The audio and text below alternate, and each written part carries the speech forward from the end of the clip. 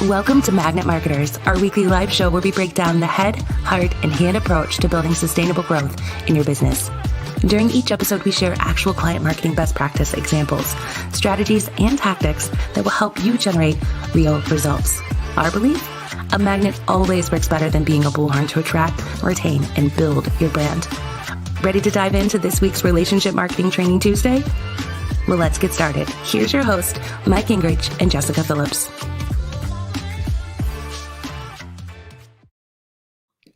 Yay, yay. I know. I just love that music, right? Introing it in. Happy Tuesday, everyone. And thank you for joining us for Magnet Marketers Training Tuesday, where today's topic, we're going to be talking all about best practices with live streaming. And we have the perfect guest to talk just that, Mr. Ross Brand. Dun, dun, dun. But before we fully introduce him and Mike, quick hello. If we've not met before, my name is Jessika Phillips with Now Marketing Group and the Relationship Marketing System. My personal mission is to help you love more, give more, and be more through the art of authentic relating. We just use relationship marketing to help you do so. And my awesome co-host, he's Mike Gingerich. He's the president of a web development and software firm, Digital Hill Multimedia, published author 5 times over, triathlete, runner, biker, and leading business blogger at MikeGingerich.com. How's it going, Mike? Happy Tuesday. Hey, thank you. It's I'm doing well, and here in Pennsylvania, finally feels like spring with a touch of summer, and that feels good. Get some warm weather up. We got the Strub Man in the house. All right, so we're gonna have a great time today. Yes. So without further ado, I want to introduce first a fellow that I have known for a number of years and participated in Social Media Week Lima with him a couple times around, but this is Ross Brand. So let me give you a little bit of background on Ross. Most recently, he's the organizer and host of the Monetize Live Streaming Now Virtual Summit. We're going to talk a little bit more about that. The first and only live streaming conference devoted entirely to the topic of live stream monetization there. So we're going to get into that. And he's an award-winning live streamer. This is why he's here. This is why he does that. He helps creators and entrepreneurs monetize their talent and expertise. He helps brands sell their products and services.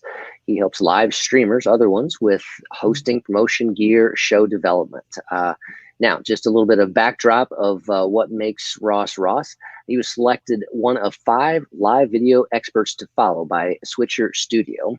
The #1 Twitter account for learning live stream marketing by Amp Live. The top 25 video marketing influencer by Analytica. He's been featured in Psychology Today, interviewed on NASDAQ TV. And, you know, what else can we say? Welcome, Ross. Thanks so much for having me. It's so good to be back with you guys. I always enjoy talking with you, and you guys, I love this show, and I love how much you guys dig deep into social and bring so much knowledge to people as they try and keep up with everything going on, because this has been a crazy time over the last year, and so many new people coming into the mix, but also even for people who've been doing this for a long time, it's been a challenging one the past year. So you guys have kept us on track and kept us up to date on what's going on social. Aw, Thank you. well, we Thank can you. say the same about you, Ross. Like, you are one of our favorites, of course. You've been on the show before and also been an amazing speaker at Social Media Week Lima, Thank you. and just always sharing just your live video wisdom, just video in general. Like, I'm like, how do you do this thing, Ross?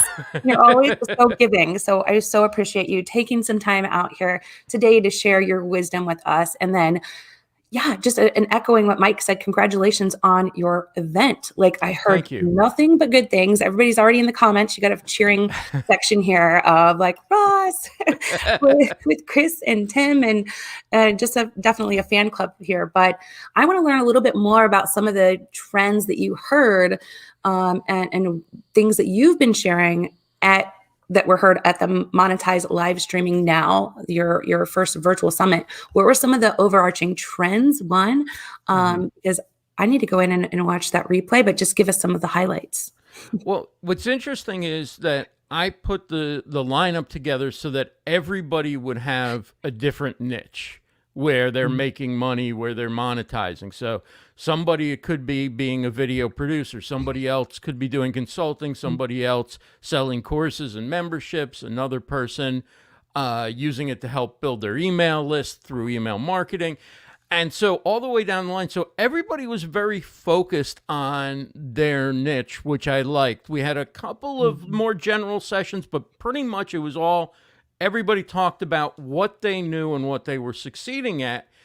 And the reason I thought this was important, talking about like trends, is coming into the last 6 months or whatever, I've seen businesses survive because they figured out live streaming. And what's happened is the foot traffic has came to a halt because of the lockdowns in some states and some areas. And there were people who had never gone live before, ever. And they never thought about it. They never wanted to do it. And it just became almost like a necessity. Yeah. And fortunately for them, they had the personality, they had an idea, they had a product or an audience that was receptive to it.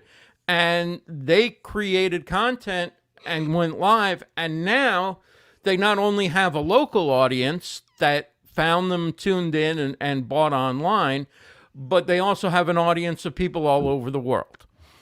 And the other trend is I think the future of live streaming is e-commerce. Like, I think the merger of e-commerce and live streaming, to where I'm watching you guys and Jessica starts talking about an upcoming event in Lima, and I just touched the glass and I've got myself a ticket.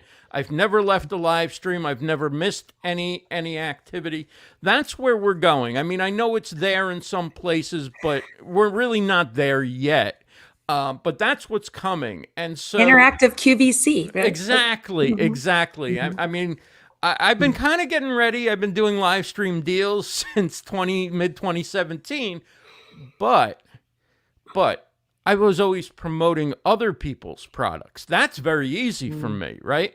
But starting to learn to promote your own products, your own events, to have that call to action that's more than, check out my YouTube channel. I got a new video on there, but I have an event starting up. There's a VIP ticket or whatever it is, right? And so I'm not only like encouraging other people, I'm trying to force myself to do it even more as well. I've been fortunate that I've been able to monetize being a host, but in terms of being an entrepreneur and doing other things, I've always sort of shied away from that call to action. And I think it's something we all have to learn how to do, because the landscape is changing. The platforms are making money. They're running ads against our content. They're selling our data. We need all sorts of internet services and streaming services. We need gear. We need to find time in the day, which might mean we're not doing something else. And and then people take the knowledge that we give in a live stream and they're able to monetize that knowledge. So it's time for live streamers to get paid. And that was really my motivation for doing this. And I also think it's time for, at a lot of events, I'm as an event organizer, Jessica, I'm not putting pressure on you in any way. You are one of the most generous and kind and I mean, the experience of speaking at Lima was just the best, out of this world. But I think there are events in which they're booking hundreds of thousands of dollars in revenue and they're charging hundreds to thousands of dollars for tickets. But when it comes to paying the speakers, they don't have a budget. So I committed to paying every single speaker from the start of this, and that's how it's going to be. If I'm going to talk about monetizing live streaming, then I've got to step up and pay the speakers who are speaking at my events, and that's the other mission that I'm kind of on right now, is that I think speakers, not only the live streamers, have to figure out how to monetize this, but speakers do too. And whether you're monetizing your talent, like you're monetizing being a producer or being a host, or your ability to teach others or what have you, or you're using this as a way to draw people into your business and promote your business, this is how we're doing business now. So the skill set is important to learn. So whether it's me giving a call to action on a show, or it's someone else learning the same skill set and being able to better deliver a pitch in a meeting that's maybe one-on-one, or maybe it's, 5 people around a virtual table. This is where we're conducting business right now. And even though we're starting to open up and everything, a lot of businesses found that having remote teams and distributed workforces is actually more productive when people don't have to spend time commuting and sitting in meaningless meetings and dealing with office politics and, planning where they're going to go to lunch and who they're going to go to lunch with, and then talking about it when they get back. So the idea was like, okay, an employee didn't work for the company, did work for the company, but didn't come to the company, right? Didn't come to the headquarters. How am I going to know if they're going to be working or not? Well, with the way computers are, with the way metrics are and everything, you can't hide. You're either, when somebody logs on, when they log off, if they met their goals or they didn't. So you're really providing them with the ability to work in the way that they work best. Some people work best in the morning. Some people work best at night. Some people work better if they don't have to worry about, I got to leave at 3 to take care of my kids, then I got to come back. But if I leave, the boss will be upset. And so you're like neither being a great parent nor you're being a great employee. But if you can make your own schedule and do all those things and give your full all to them, and you're being managed by a metric rather than by the perception of how many hours you're spending at your desk, this is where we're going. So to succeed in this world, whether you're doing it one to many or you're doing it in small meetings with one-on-one or whatever, this is the skill set people have to learn. And so all these things put together, I felt like it's the right time to pivot from talking kind of how to do this to talking to people who've now been doing it for many years, and it's become something that they need to do in their business as well. Got it. That's wonderful. Ross, I got 2 things to kind of follow up on there. So number one, I mean, if this is the first time that people are hearing about your event, it's still kind of, they still can get into and see it, right? So there's, that they can go replays, things like that. And yeah, there's a VIP ticket that basically includes the replays that's still available. Okay. And if you get it today or up until I think about 6 o'clock tomorrow, we're having a bonus strategy session at 8 o'clock Eastern tomorrow night. So anybody comes to that, we're going to discuss where we're having our challenges and try and really help people break through those barriers when it comes to monetization. Go ahead and say that URL. Sure. and we'll try to have the team drop it in the comments here. monetizelive.vip. monetizelive.vip. Got it. Okay, so they can follow that up. And right. I kind of my second question, and it was kind of related to Thank you. What you mentioned there, and that is the skill set and the importance of developing this skill set. So, if I'm that small business that is thinking, okay, he just talked about delivering a kind of call to action or making a pitch or that type of thing, and okay, I don't know if I've even thought about that for live streaming. So what are some of the foundations of that skill set to cultivate or be aware of? I think we all have to get comfortable with it. There's this perception that if I'm focused on creativity, community, then my art is pure, right? And if I'm focused on making money while I'm going live, then I'm less pure. I'm kind of salesy and all that. Like even the artist has to have dinner, right? So even the artist has to sell their work or get funded or whatever, and that's a process that requires asking somebody for something, to buy something, to show off your work, whatever. So my that's the main thing that I'm talking about. It doesn't mean, by the way, that the first time you go live or if you're doing a show that's about a certain topic that, it's call to action, buy my thing. No, but you can work a break into and make your business the sponsor of your show. Start that way, right? From the first time I ever hosted Live Stream Stars, which is my first show, my third line was, "It's brought to you by livestreamuniverse.com. Check out the website, Livestream." I didn't have anything at the website, but the point was I was going to start doing it like it was a business so that when it became one, I would do that. That's the easy call to action. The next one is when you have a product or service, and that becomes. So you say, if you need help with live streaming, check out livestreamuniverse.com, and we have options to help you. And you go back to the show, and then, back to our guest, and we're talking about, and get used to doing that and make it natural to where the audience doesn't mind.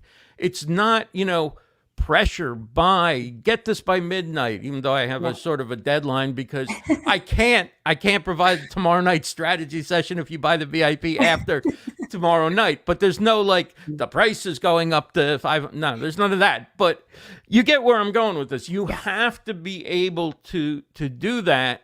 And one reason why it's been easier for me maybe than it has for other people is because I have a background in radio. So I'm used to doing that, and I can more comfortably do that, particularly for other people's projects.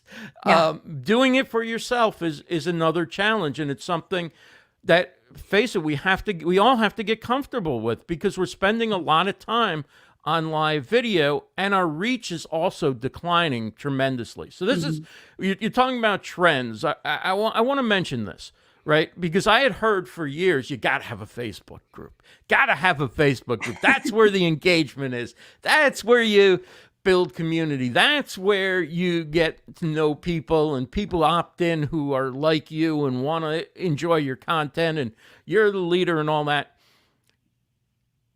But right now on Facebook, if your primary way of engaging with people is through live video, they are not showing your content to anybody in a group.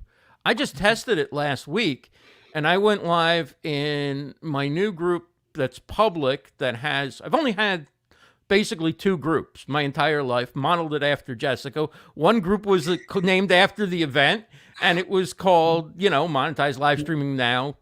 And the other group was Monetize Live Streaming Now, speakers and whatever, right? So one group had 16 people, and one group had 200, and I think at that time it had 230. I think it's about 260 or something now.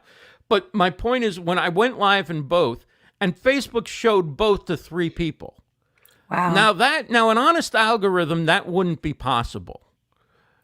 I mean, this is in a group where people have opted in because they like what I'm doing. I mean, I could go live. I could go live on my personal profile not that long ago and have the audio off and be looking away from the camera. I could get more people watching than that. So you could yell at people, more people than that. So the other thing is, I think we're going to see a lot more gated live streams and virtual summits and things like that, because what is the point of going live and providing just nothing but your data to Facebook when the people that want to see you can't be there. So while it used to be a very much top of the funnel kind of thing, like you're shouting Yeah. from the mountaintop, new people come in, they get to know you, they kind of move down a little bit by building a relationship, and then maybe, you know, the next stage of them engaging with your company or buying something or whatever is not necessarily in the live stream.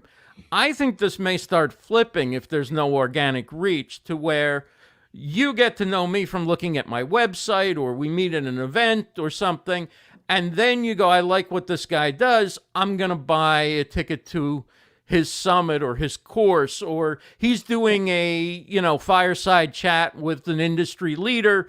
And whether you're charging $5, $500, or you're giving it away for free, it may be that the best way to do this is to create a ticket and email people through an Eventbrite or a Hopin or your website or what have you, because the reach isn't there anymore through social media. Well, a couple things, Ross, because dang, first of all, like dropping all this stuff. But first comment to the Facebook group situation, because I experienced the same thing. And actually, though, I just created a group, the Ohio SBA purchased like training videos from us, and we created like this big group with training in it. And we did sell the tickets on Eventbrite initially, and there was like over 1,000 people. So it was great. Got into the group. I tested it because I had two of these kind of situations happening, one with Ohio SBA and another one with Ohio Means Jobs. And I created an event inside the group and streamed from the event. That worked. Going just live in the event, same situation. Had to make an announcement, reshare, yada, yada, right? But creating the event inside of the group, I had 400 and something people live watching, which was pretty good. Wow. No, for 4 p.m., on a Thursday or whatever it was last week. And it worked really well. So nugget there. Couple things though, to what you just said on selling, right? I feel like there's a couple different big movements that are coming. 100% agree with you. One is definitely becoming natural with us being able to offer up what our talents and gifts are is going to be key. Like natural is the key. Like you mentioned that word. And I feel like that doesn't come off as salesy, and it's not, anti-relationship marketing, right? Because I'm always like, create a sense of belonging, not focusing on buying. But at the same time, if you're passionate about that thing, then it does seem natural, and people do want to support you. They want to be involved in it. Like I'm already looking like, can I click out of here and buy this course, that you're talking about, and they want to support it. And it doesn't feel like pushy, right? But another movement I feel is coming that's even going to get people to think about how they're showing up. And when I've already started seeing this and purchased this yesterday on TikTok, is people paying creators just for creating, right? So think of it that way. I feel like for brands, if you were to create the kind of content that people would pay for anyway, like if they have those little buttons, like now you can, this Twitch has had this for a long time. YouTube has it. Now TikTok has it. Facebook, you get it only if you have so many people watching. But I think they're going to put the power in the viewers' hands. I don't know how you feel about this, but I was all in. Like this lady she was reading, okay, I'm woo-woo, which you guys already know this, but for everybody, I'm woo-woo. She was reading twin flame readings and like doing this woo-woo stuff. And I'm like, yeah, here, take my money. I want to support you as a creator. And I just met this woman, but I stumbled upon the content. And now, how algorithms work, they're going to present to you more content that's like that you enjoy. And they're taking a cut of it. So the platforms are still rewarding creators for just showing up. So you can kind of, I think, come at your strategy from one of two different ways. One, what can I create so dang good that people are just going to throw money at me?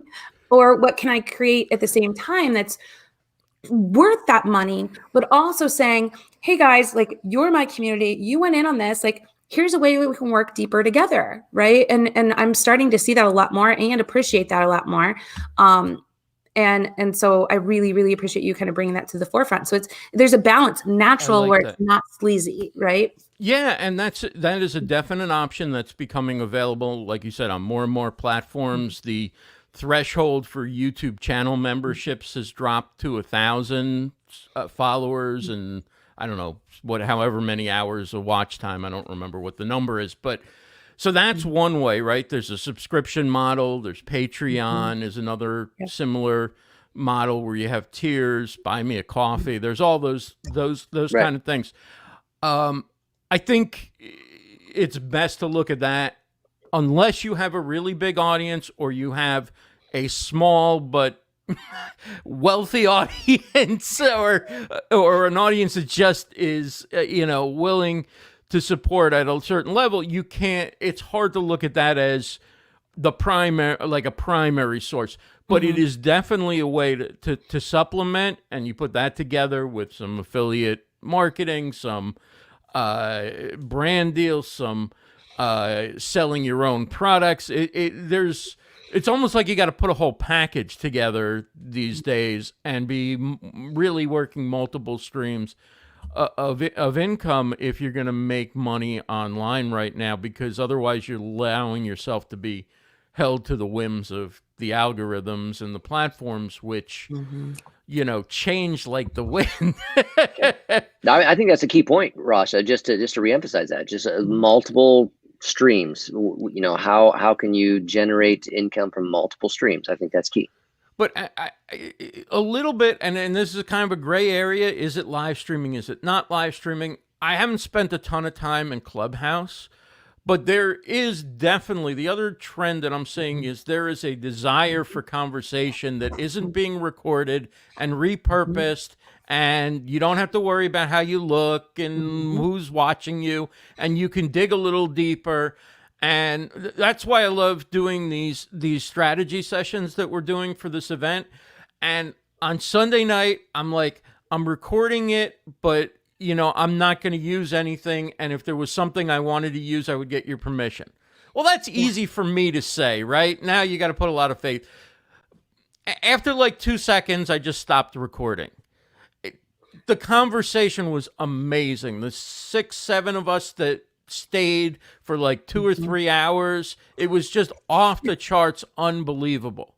Right. That doesn't happen if you're streaming it to Facebook, or even if somebody knows you're recording. It's like, I don't want to be made a fool of. But once that recording stops and you're in a place where you have some privacy, all of a sudden the conversations take on a whole different, and there is people are craving that again. It's and I'm all show. I'm all like, let's do a show. Not that I'm like Mr. Show Business, but just like I like the talk show and the interview and the structure and all that. But I do miss it too. I mean, one of the cool things when I started on Blab is you would have a show. Hey, I'm going to have Mike and Jessika on. We're going to talk about, I think that's where we all met, actually. Yeah, probably. We're going to talk about Facebook Live or what, which was, I think, getting started at that time, and everybody was talking about it.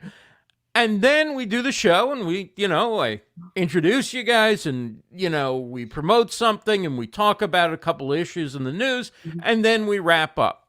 Yep. And then the show's over, and we're going to go into some post-show, and we turn off the recording, and then the real fun would begin, and the real conversation. Right. So if the show brought us together, but the conversation continued. And as we're streaming to platforms like Facebook Live and YouTube, we've lost that, right? So whether it's going into a Clubhouse to talk before or after, or at some point, or it's having a private Zoom afterwards, or going to other platforms, I think that's going to also become something that's very much monetizable, because you can have a group coaching session on those platforms with live video. You can do a course. I just think once you give people, this isn't being recorded, it's like, now I'm not on TV. I'm just hanging out with friends. Yeah, it's access, and it's that, like you said, it's that craveability of just being with someone without it being on stage. And I could talk to you about this forever. I really could. But I know we're right at time now, but a couple of things I want to say to continue this on, this conversation on, is one, Ross, I'm so excited to have you at Social Media Week Lima this coming year. August 11th and 12th. Going to use your tactic of pitching it. If you guys want to hear more about this live streaming and really overall what Ross has been sharing, and if you've been listening really to what he was saying, is like, it's not about all these tools, but your technique going into it. So I love that you're doing that strategy session, because I feel like that's the key first of mapping out, like, what is going to be the access? What is the feeling you're trying to create? What is this, community? What is it all about? Right. About the technique, not the tools per se, right? And what is that access going to look like? So one, we're talking about a lot of this at Social Media Week Lima. The theme is unfiltered, how to create community in a dark social world, meaning like the private, more niche, intimate communities that can't be replicated. It's not being live, it's the stories, it's the text messages, it's that private, intimate conversations that people want, they crave. So if you're interested in hearing Ross and other speakers that are talking about that live in Lima, like Mike as well, on August 11th and 12th, feel free to please join sociallima.com to get the details, and tickets are still early bird right now. I would love to meet you in person there in Lima. I know a couple people in the chat have been there. Chad's been there. He's going to be speaking this year. Tim is, I don't think Tim was there actually, but you should be, Tim. Chris spoke there and been there as well. So several of our friends will be there, and I would love to have you guys there. Also, if you want a recap of this, type recap in the comments. We'll put links to Ross's course. Definitely we'll sign up for the one though now, today, if you want that access to the strategy session, because that's going on live tomorrow night at 8 p.m. Perfect timing. I'm a night person, Ross. But then also access to all the videos as well. So definitely can vouch for Ross. He knows his stuff, and he surrounds himself with brilliant people. So I'm honored that you would spend some time with us here today, Ross. Anything else to share that you want people to know and leave with, that they're getting started and thinking about live video now? You've perked some interest. You've mentioned monetization, which usually triggers some antlers and some brands. Anything else you want to leave everyone with today? Yeah, I mean, again, just think about it as it doesn't have to be the megaphone. It can be where the sale takes place. It can be literally like going on Amazon Live and entertaining people, and they buy a product right there. Or it could be using live video in these unfiltered places. Live video is the tool. It's not about live streaming to every social platform. It can be, we use this live video style conversation to get a little more unfiltered and, stop the recording and start kind of being real or whatever. I just feel like it's an advertisement for the real world in 1992 or something, but you get the idea, right? I think it's going both ways. It's going to be e-commerce. It's going to be like tapping the glass and buying things right on that live stream and tipping, but it's also going to be going to platforms where you're not streaming for the whole world. I freaking love it. Ross, you're a wealth of information, and you're always ahead of the curve. You guys, I'm telling you, follow this man. Brilliant, brilliant, brilliant. And I think we'll end on this. If this is perfectly succinctly says about who Ross is. Ross has taught me so much, always so thankful for his enthusiasm and spirit and knowledge in all caps, and for helping this live stream community and everyone. So Ross, super thankful for you. Thanks for how you show up and just who you are. I cannot wait to hopefully be able to high five, hug something in person this year in Lima. But again, thanks so much for your time. And thank you, Mike, as well, for joining in. Thank you both for having me. Thank you, Ross. Thank you. All right, guys, Take care, enjoy everyone. the rest of your week. And always remember, it's better to be a magnet with your marketing than a bullhorn. We'll see you hopefully next week here at 4 p.m. on Tuesday.